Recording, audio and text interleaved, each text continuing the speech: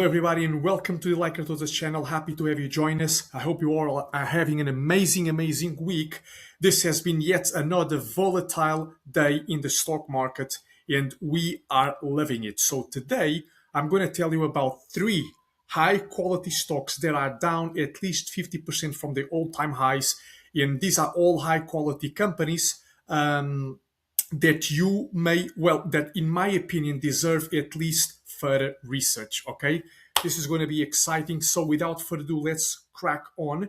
And let me just tell you that I don't currently own any of these stocks, which instills even more curiosity on your part.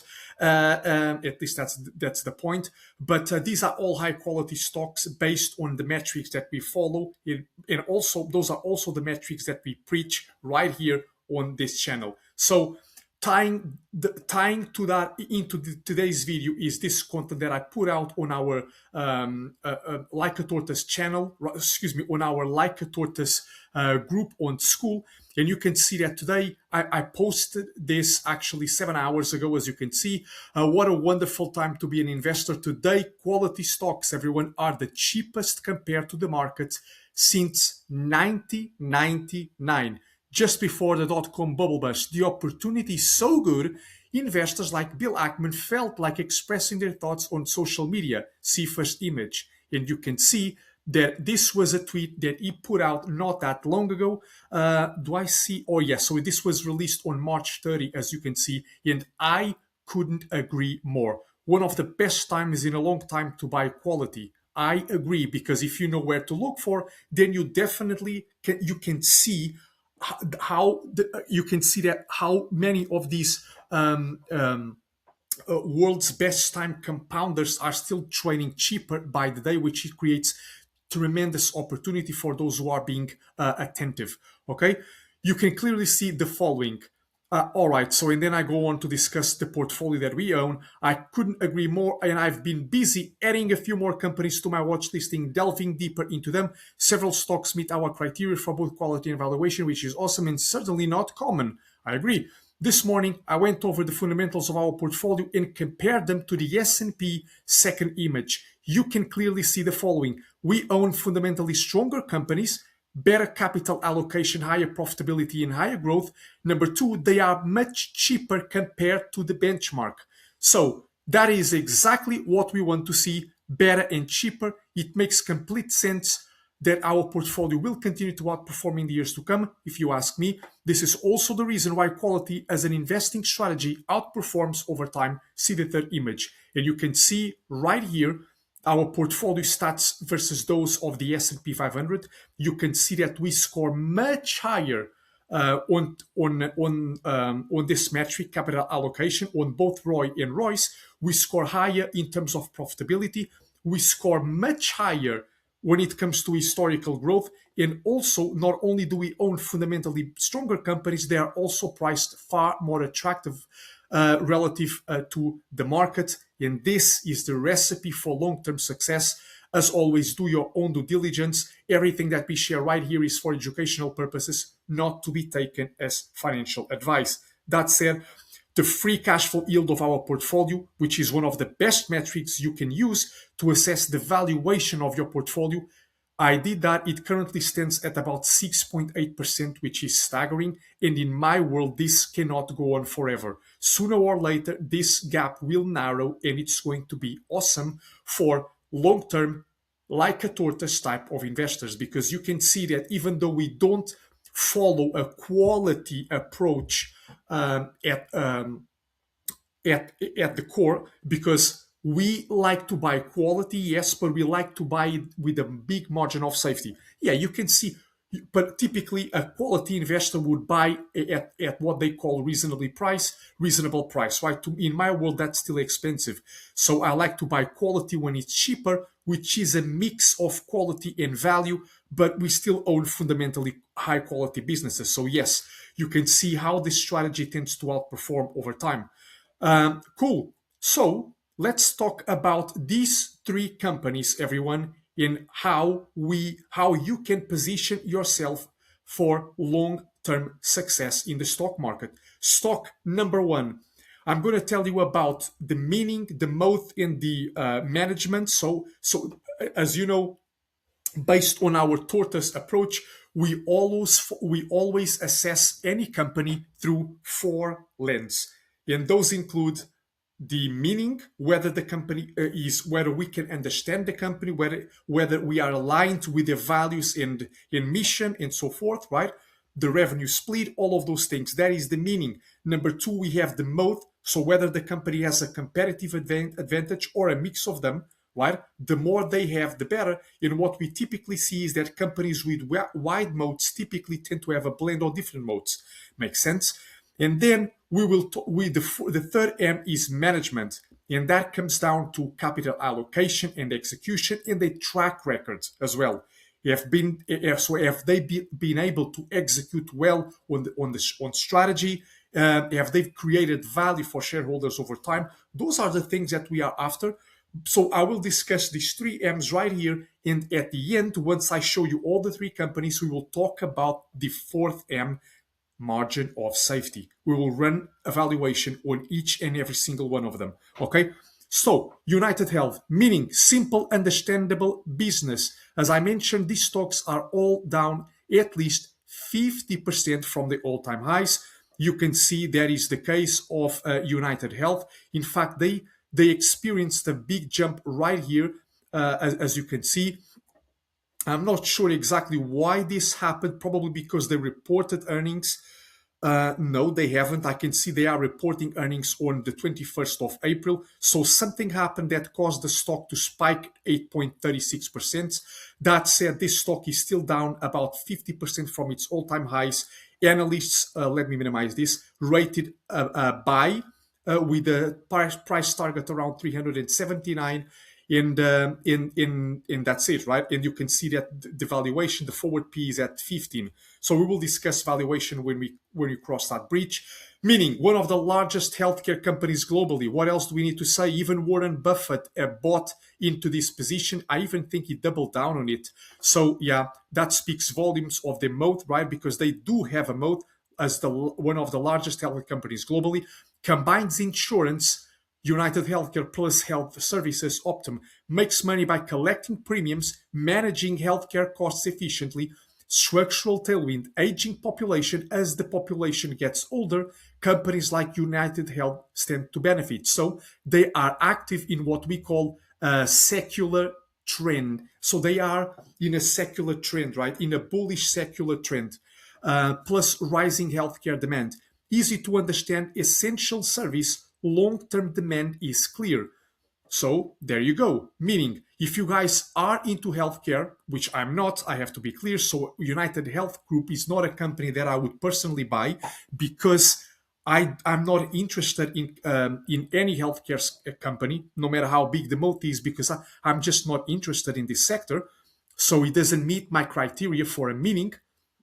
But for those of you who are interested, then United Health Group is definitely a company that works further research. And that, by the way, also happens with another company that is owned by some of my clients, and that is Novo Nordisk. Okay, moat. What is the moat? Scale advantage, lower costs versus competitors. That as they scale, right? Because they are one of the largest companies in the space, that provides them lower costs versus competitors. Data plus integration, better patient outcomes plus cost control. Switching costs, right? Employers plus individuals rarely change, providers frequently. This stickiness is exactly what we want to see in a big moat company. Strong relationships with governments and employers, very hard to disrupt. This is one of the strongest moats in healthcare globally. That's why Buffett not only bought it, but also doubled down on it, right? Then management. We have a long track record of consistent earnings growth, strategic acquisitions, focus on vertical integration, long-term efficiency, not short-term margins. Historically shareholder friendly, buybacks plus dividends, proven operators in a complex industry. Let's have a look at the fundamentals right here on stock analysis, and you can see that total revenues, for example, have compounded nicely at about 10.42% since 2017. The earnings have been a bit more volatile, so only 4.77% since 2017. There was this collapse right here, which coincided with a collapsing stock price. So what we have to pay attention to is their margins. All right. We can see that gross margins, these are stable. Operating margins, however, have come down significantly, together with net margins. If I flip this to a quarterly time frame, you can see that we have, at the moment, we are seeing no signs of a turnaround. Look at that. This is significant. So no signs of a turnaround right here. You have to understand why margins have come down, and what the plan is for the company to turn that around, right? Same thing with cash from operating activities, which has fallen off a cliff, certainly from the all-time highs. Look at that. All right. So we have to. What about free cash flows, which is very important as well? Maybe they are doing more reinvestment, which is why free cash flow has taken a hit. If I go to cash investments in plants, property, equipment, where is that? Right here. Yeah, look at that. So they are ramping up capex massively, as you guys can see. And because, well, if they have the power to do so, then this is quite good. And from a balance sheet standpoint, do they have, let's have a look right here. Okay, so we can see that total assets are growing faster than total liabilities, which is good. This is the total debt, about 72 billion, and they have current assets, which are cash and equivalents. Do we have assets? I have goodwill. They don't discriminate between current assets and long-term assets, which is quite annoying. I only see insurance receivables. Yeah, so that's why I always have to juggle between those two platforms, which is quite annoying. But let me show you exactly what I mean. So if I go right here to the balance sheet, and if we go to the trailing 12 months, yeah, so look at this. Total assets are about this. Total liabilities. Okay, so we have about 24 billion in cash and cash equivalents. Other receivables, we have about 52 billion. So here we have about over 70 billion in current assets, right? Which is very good considering that the total debt is about 78 billion. So I like the financial position the company is currently in. Even though they don't have a net cash position, right? So look at that. But the reality is that the current assets almost, right? So if we look at balance sheet, I can see that current assets almost cover all the total debt, which is very good. Okay. So in addition, if we look at the debt to free cash flow, ideally I would like to see this under 3, but that's probably because of capex, so it's manageable, nothing to be concerned about, but you should definitely monitor this going forward. But yeah, so this is what we have, and this is a company that has a long history of providing value to shareholders, and right now it probably trades at one of the cheapest valuations in a very long time. Let's talk about that. Let's talk about valuations. And to do that, we will focus on Phil Town's 3 methods right here, starting with margin of safety. Okay, everybody, starting with earnings per share, which is about 13.23. Let's do that, 13.23. What are analysts projecting for long-term growth? If I go right here, you can see that they are projecting, take a look at that, 23.35%. That is staggering. So it's about 23.35%. Let's keep that here. I'm going to use 15%, okay? The default PE, I'm going to double the conservative number, which is about 30. The historical 10-year PE, for simplicity's sake, I will keep that out. But yeah, it's something that I typically like to do as well. And then I compare with the default PE and use the most conservative metric. But let's do that. Let's do this study right here.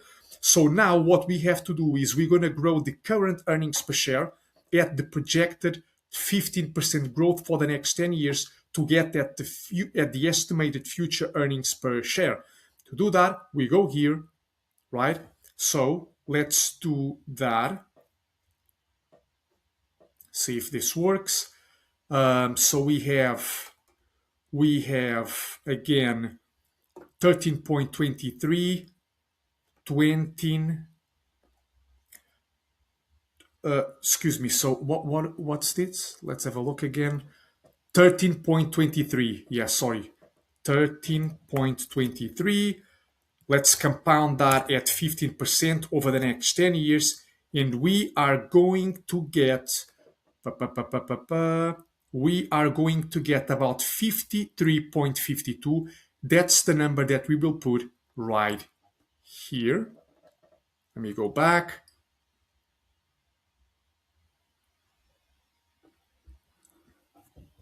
Okay, so that's the number that we will put right here, 52.33.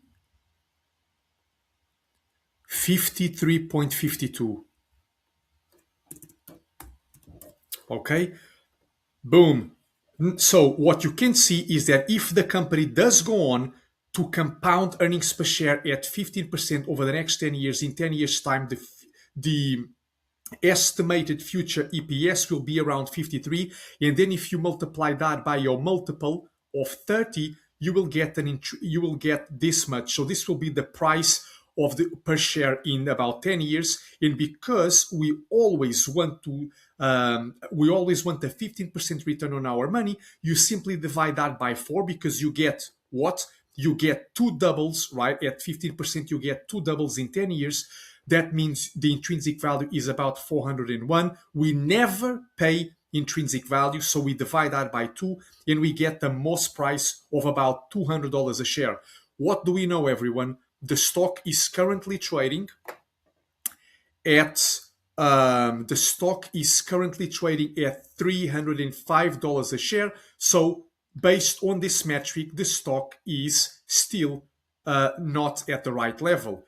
That said, bear in mind that the earnings per share may not be the right metric to use for this company.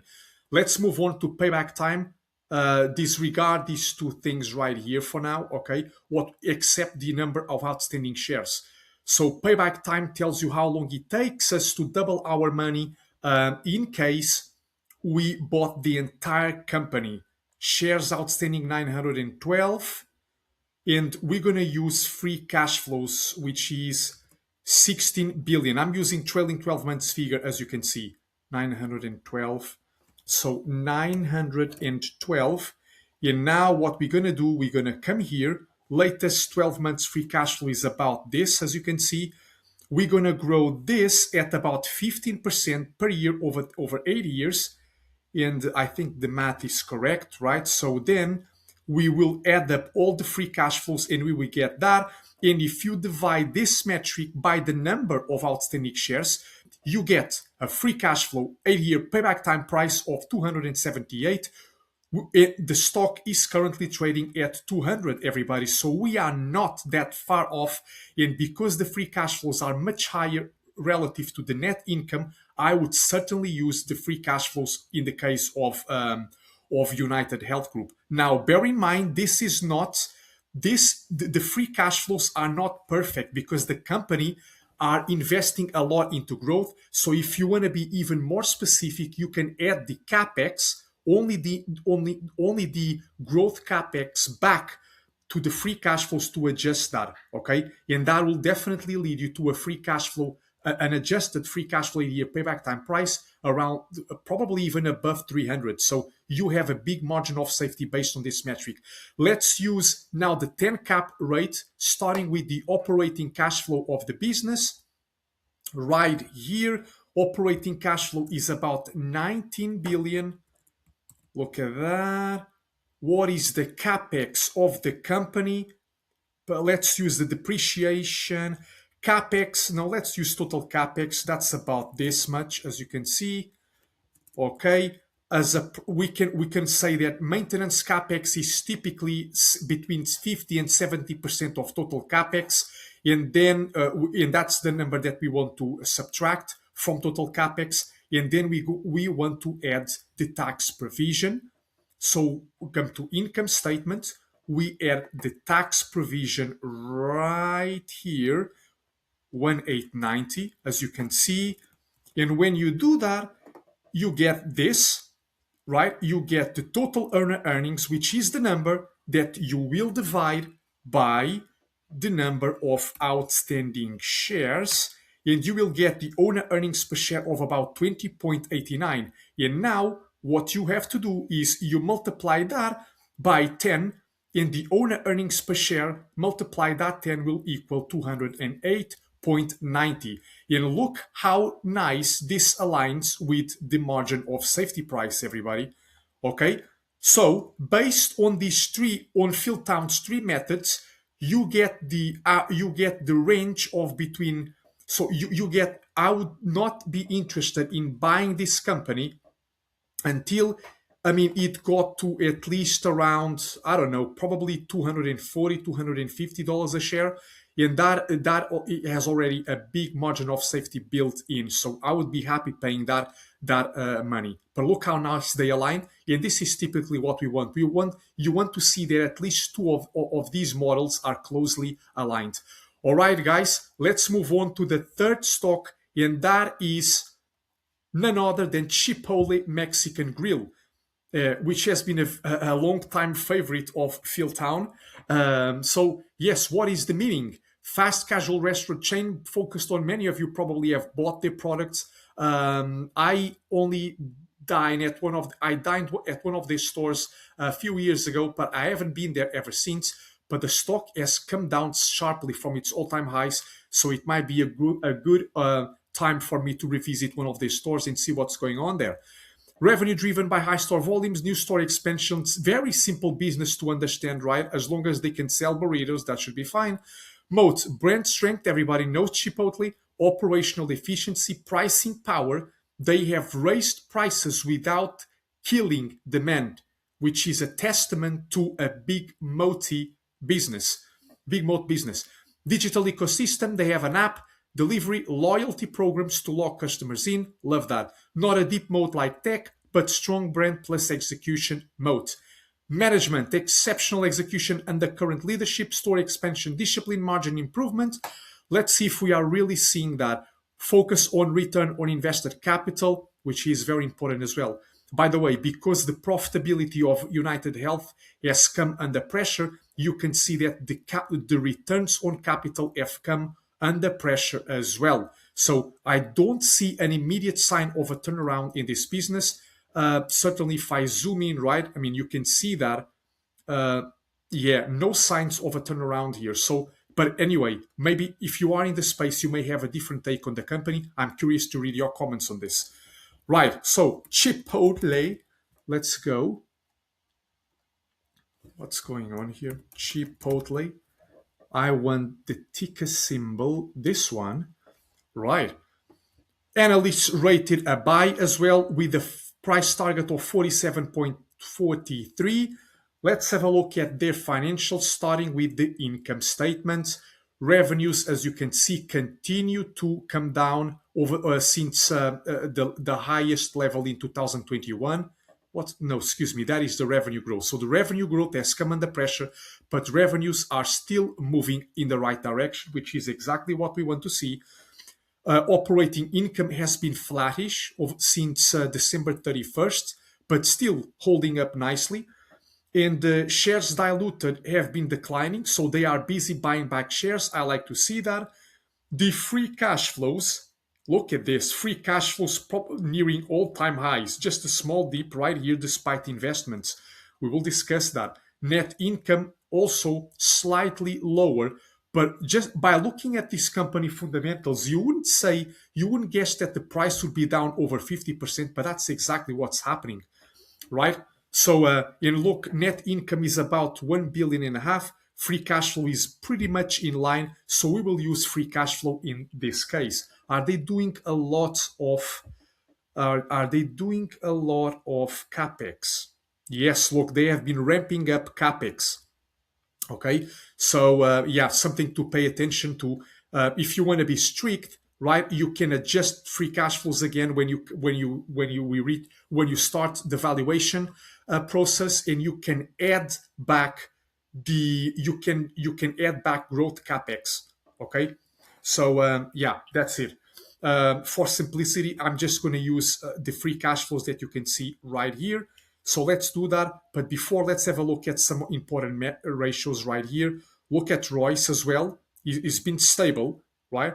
Same thing with Ross. It's been stable. What about return on assets? All of that. So they have come down since that peak in 2021. 22, 21, probably some normalization right here after COVID.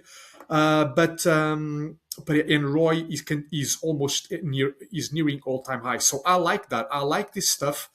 And now let's have a look at the balance sheet right here. They actually, so they have about 1 billion in cash equivalents. The net cash they have a net debt about 4 billion, but that's well covered by free cash flows, which is good. And the debt to free cash flow is 3.5. It will take the company about 3.5 years to pay down all of its debt. So I like this stuff. Very cool. And the margins are quite good as well, as you can see, guys. This is very cool. All right, so let's talk about valuation for Chipotle Mexican Grill. Let's do the same exercise. Guys, if you like this video, please smash the like button. It takes a while to prepare all of these videos, as you may imagine. So, and that will definitely help the channel. Okay, so what's going on right here? What are analysts projecting? They are projecting about 15.60% over time, which is good. Let me have a look at this. Interesting. All right, so let's use that. 1.14. Let's get rid of everything that we have right here. I don't want you guys to feel confused. Let me take that out.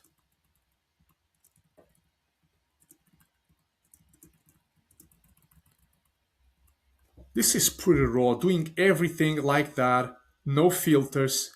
This is exactly, I'm giving you full insight into my reasoning here. So yeah, just let me know if I love doing these videos, and hopefully you will find a ton of value in them. So let me know if that is the case. Okay, current earnings per share, that's about 1.16. We already know that analysts are projecting about 15.36% growth. I'm going to do 15%, which is always our maximum for because we want to be conservative, right? If there is a recession sometime in the next decade, in this coming decade, it's going to be hard for Chipotle. It might be hard for them to continue to compound at 15% per year.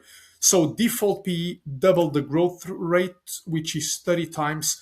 Let's use that 30 estimated future earnings per share. 1.14th. Okay, that's earnings per share. 1.14th. Okay, so we have 1.14th. Let's compound that at 15% over 10 years, and we will get about 4.61. That is the number that I will add right here. Let me change that. So this is actually 1.14th, and here 4.60, right?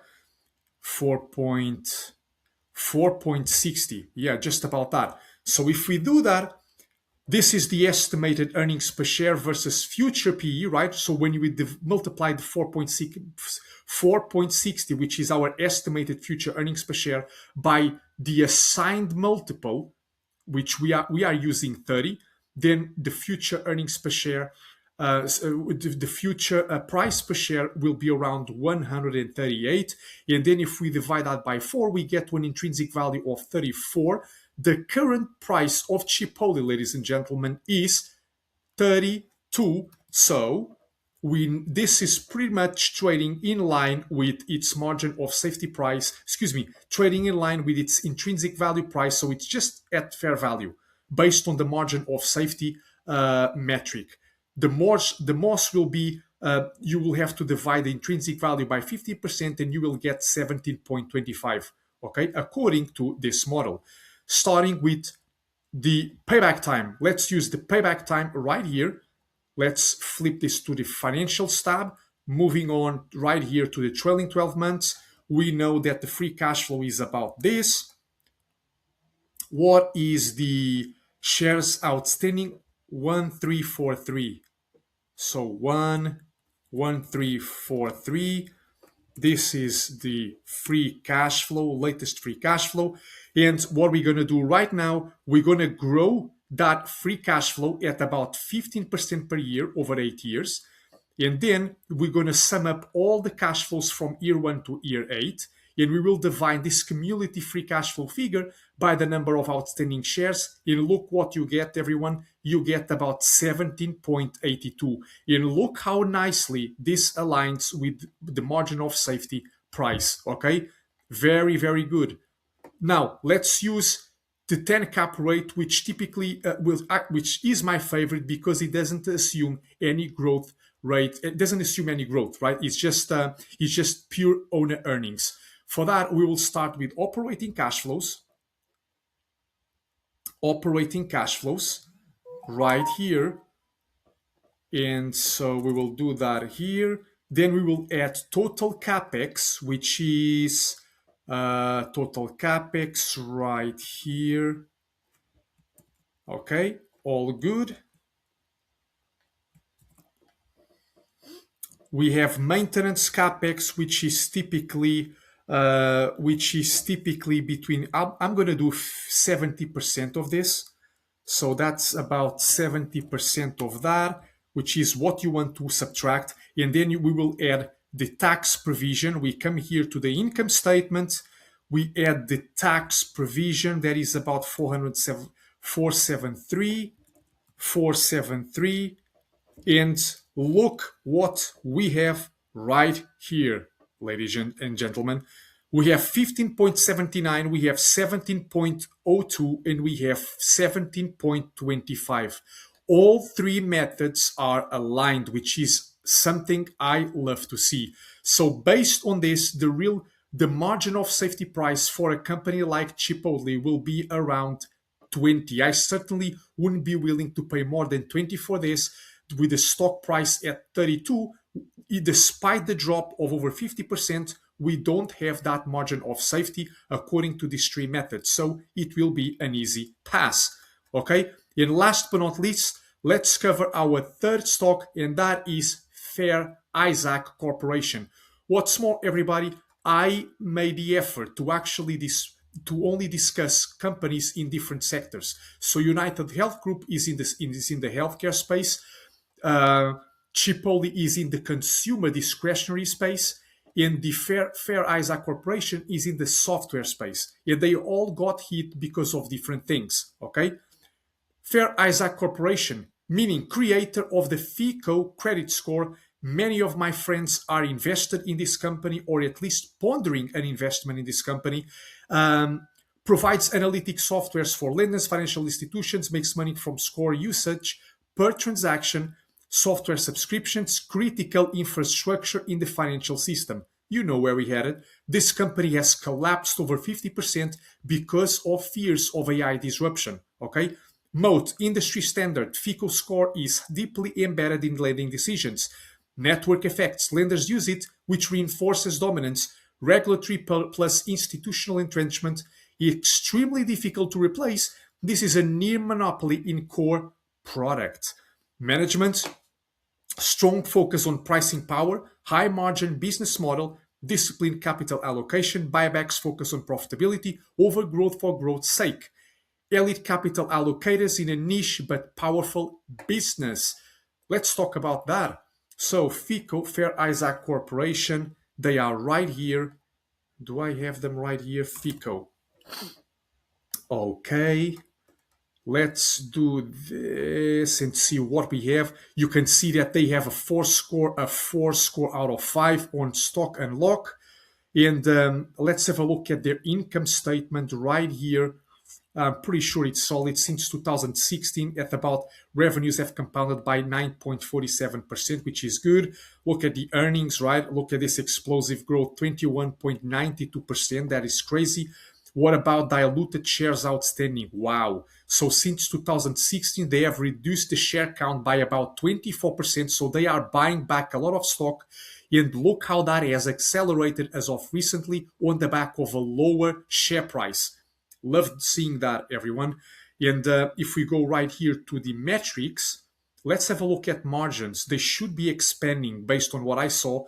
Voila. Since 2016, look at this operating leverage taking place here, everyone. Look at that.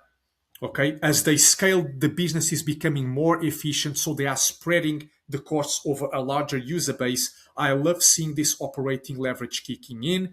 Same thing for net margin. Look at that, margins at all-time highs. So unlike other companies like United Healthcare, what you can see right here is that the reason the stock has been under pressure is directly tied to market sentiment, not to the business fundamentals.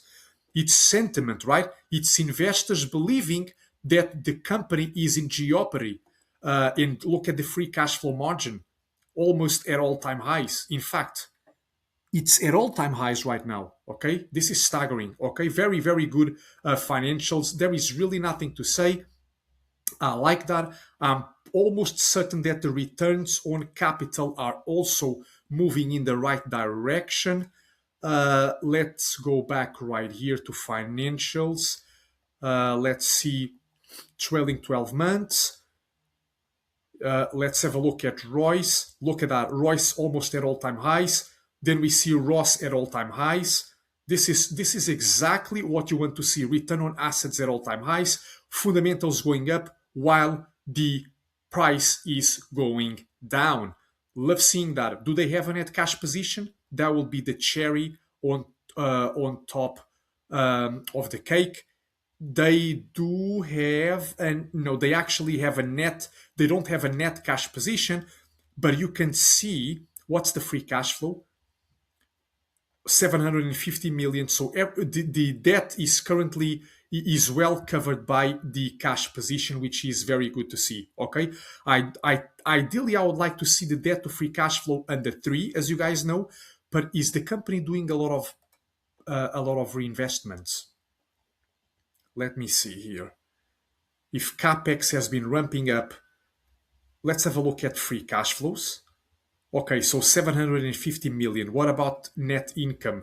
So exactly. So the cash conversion ratio for the business is also high, which is another thing that I like to see.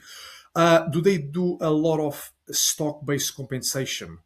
About 660 million. A bit. They do a bit for sure. So what you can do, you can, instead of using this free cash flow, you can take the free cash flow, right?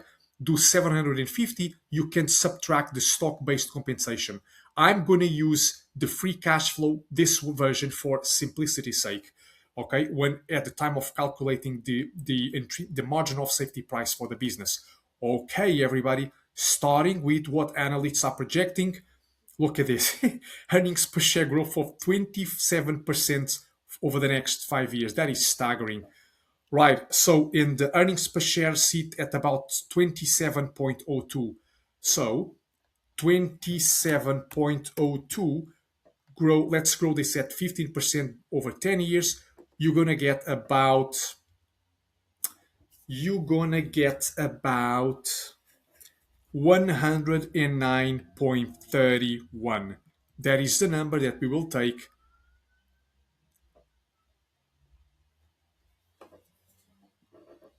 And that is the number that we will put right here in our model. If this does decide to go to our model, here we go, 27.01.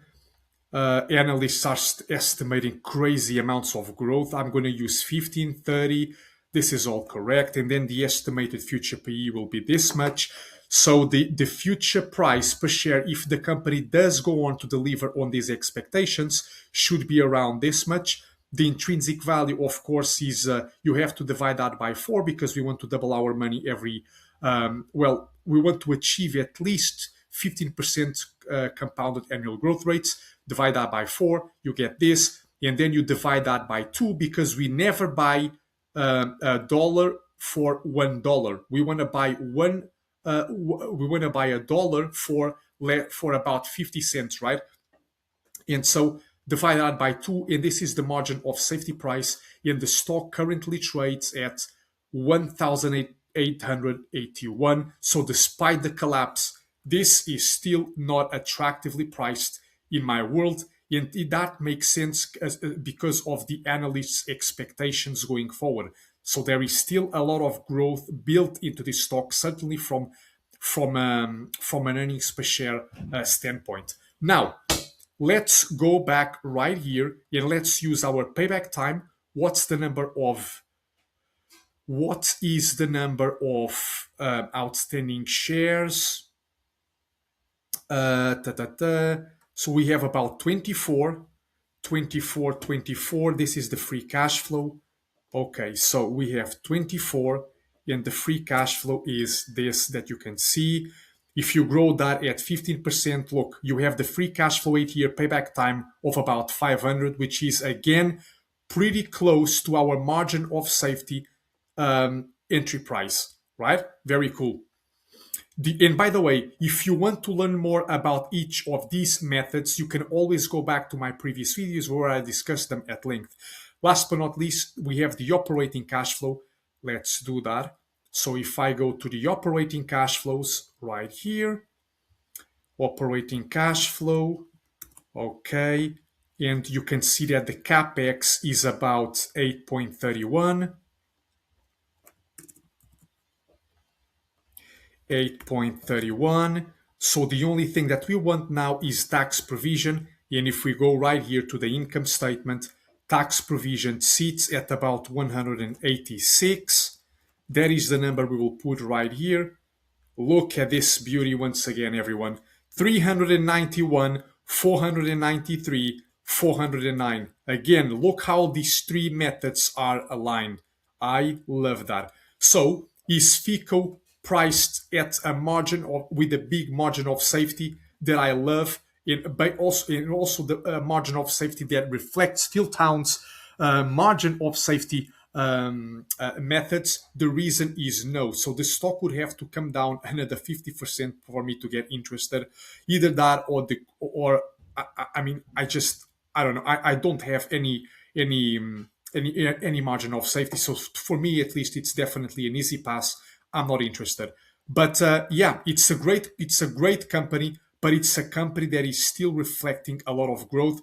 Certainly not interested at these levels. And by the way, if I go here to FICO, what you can see, this is in USD. Okay, in the dollars, yeah, this is all in USD.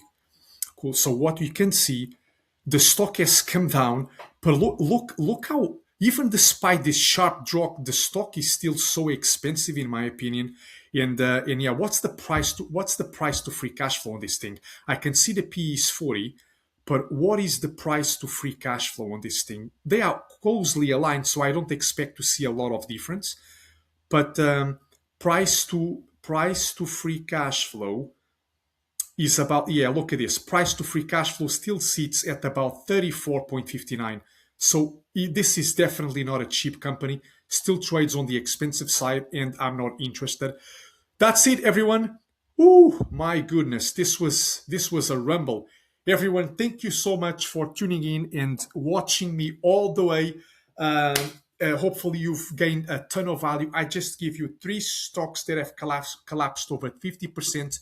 These are all high quality companies, and by the way, they all have a wide moat according to Morningstar. All right, so I wouldn't just be talking about any rubbish stock on this channel. So guys, if you love this video, please smash the like button. It really helps us grow.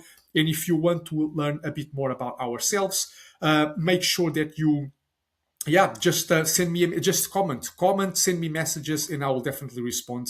It will be me. So thank you so much, everyone. Stay tuned for more.